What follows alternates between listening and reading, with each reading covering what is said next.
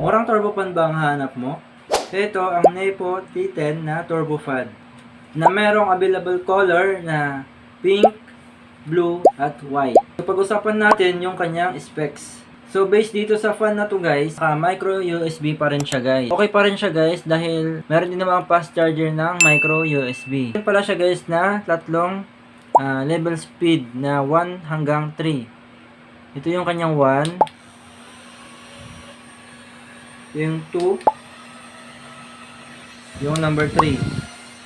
Isa pa sa nagustuhan ko dito guys is isang ano lang siya, isang hawak lang siya at hindi siya mabigat. So saktong-sakto lang yung bigat niya guys. Pwedeng-pwede itong i-bulsa, saktong-sakto kasi napakaliit lang niya. At sa bag, saktong-sakto sa bag to guys. So iti-test naman natin ngayon yung kanyang hangin kung gaano kalakas. Set muna natin sa ating number 1. Ito yung number 1 niya. Ito yung number 2. Ito yung number 2. Number 3. Okay na okay guys. Goods na goods. At 50 plus lang dito sa ating TikTok shop.